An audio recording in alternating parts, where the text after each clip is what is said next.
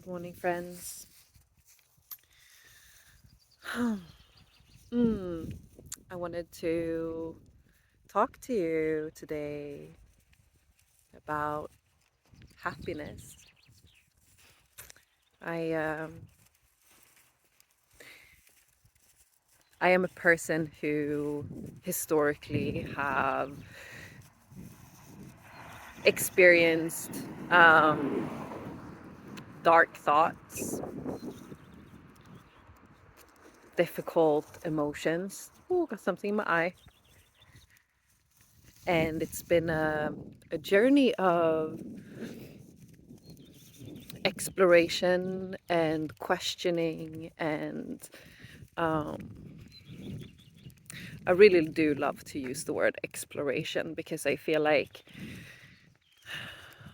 we think that we experience a journey in the physical world. I still have that thing in my eye. I don't have any free hands at the moment. But there we go, pause the video for a second.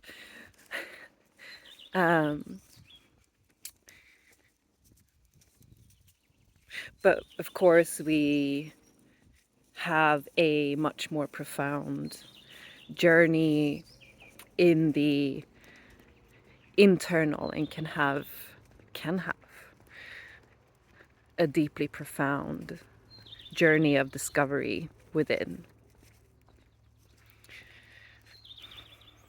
Although, of course, the journey itself is an illusion. It's just a perspective of mind that creates the experience of it being a journey of things unfolding, and when everything is just happening here and now.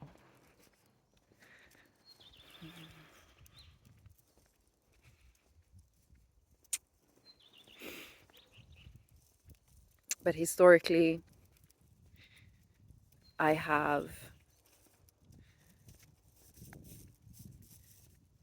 had a complicated relationship to happiness. When I was younger, it was hard for me to grasp to how to be happy, how to feel happy. There was a lot of chasing different states, chasing the knowing, knowing what's gonna happen, what do I desire, what do I want, can I create the things that I desire, and feeling that if I just figured out how to live life the way everyone else was living life, then I would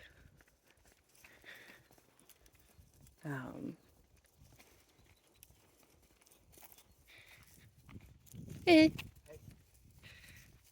um, that I would be happy, right? And as I started to approach non-duality and non-dual teachings later on in my quote-unquote journey, one of the first things that I was hearing people speak about was happiness, and that this is the state that we all are searching for. We're not searching for, specifically, we're not searching for experiences or material things. We desire them because we believe they will make us happy, right? And just yesterday, I had this experience, because I am currently in an experience where this physical body is uncovering, is releasing stored emotions and memories,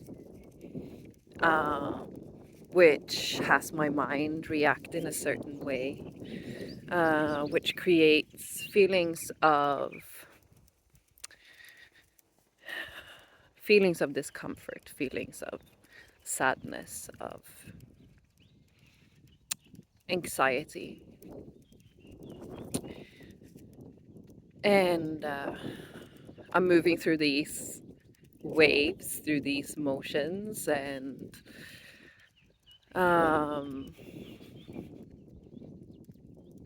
it is what it is. It's an interesting process to observe, to experience. And yesterday I came to this place where I know my mind has been before, in the realization in that deep realization that nothing I do will ever make me happy. And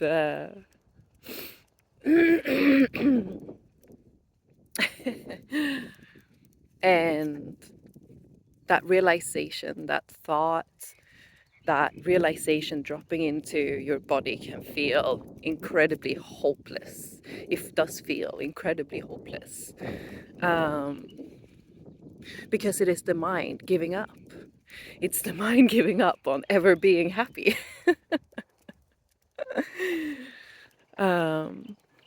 But of course, I've been here before, and I recognize this.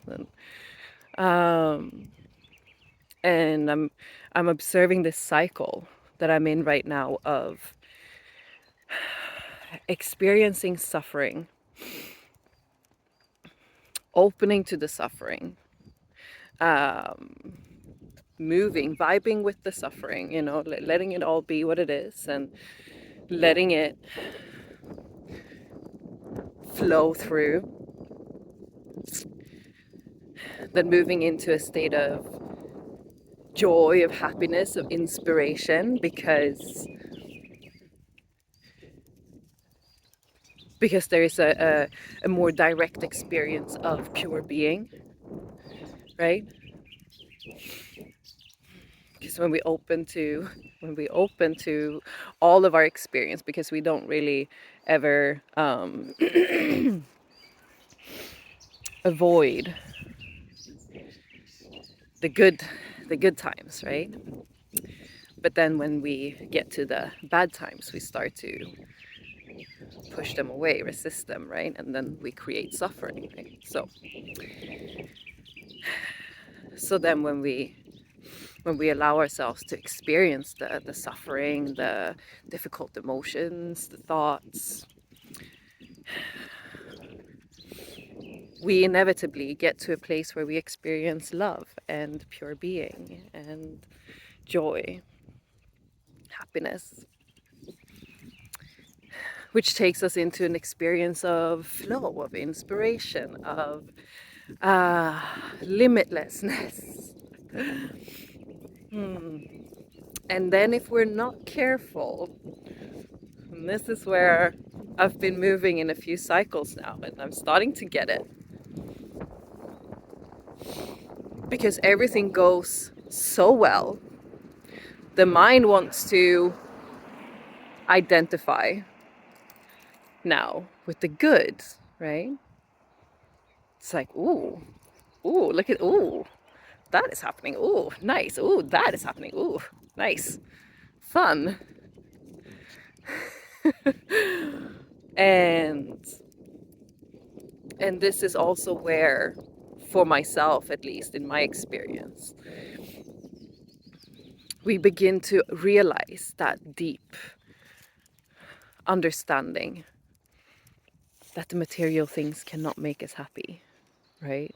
It is the happiness that comes from being that creates flow in the experience of the external world. And then there is a habit of the mind to identify with the external world. So then you start to cling to that experience, to that positive. And then when something starts to not go so well, because you're starting to cling again, right?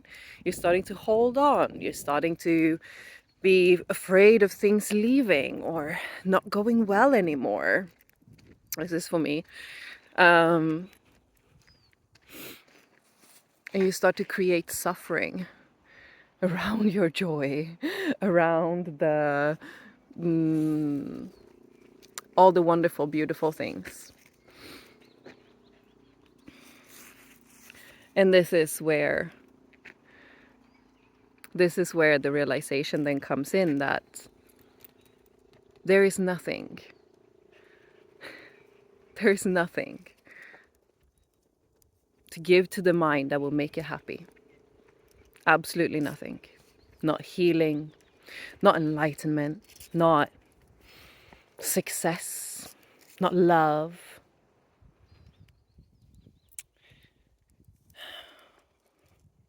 But rather, happiness is what we are when we open to all of experience, when we recognize that there is absolutely nothing that we need beyond what we have right here, right now.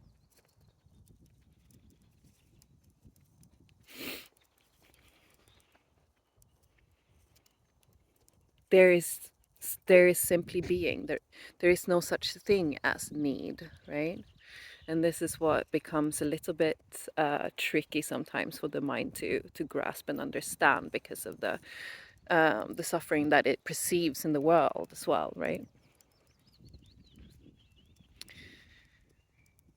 That's a different conversation. Otherwise, we'll go off on a tangent now. But ultimately, need is a concept. Need is something that we perceive, that the mind perceives. And from the perspective of being, nothing is needed. Absolutely nothing is needed. Everything is happening. And the beautiful thing here is that the more that we can see this, understand this, the more we can show up in the world with pure love. And this is what changes.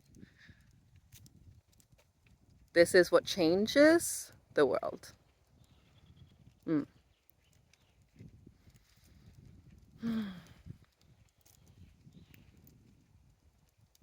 But happiness is simply here.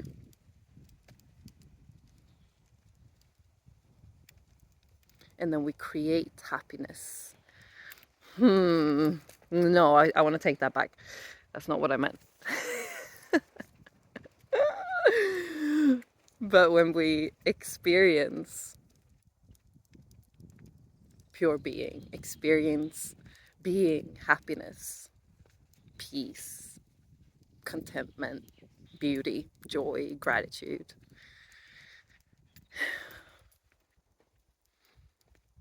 this also shows up in the external world in the way that the mind might picture it. Because everything is a mirror. Life is a mirror. But nothing ever comes from outside. Everything comes from within. So we'll continue to circle back to remove or to pull our attention from the external world and into the internal, into what is true. What is true?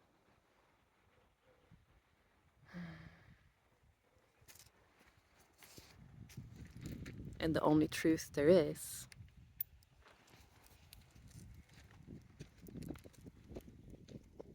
being.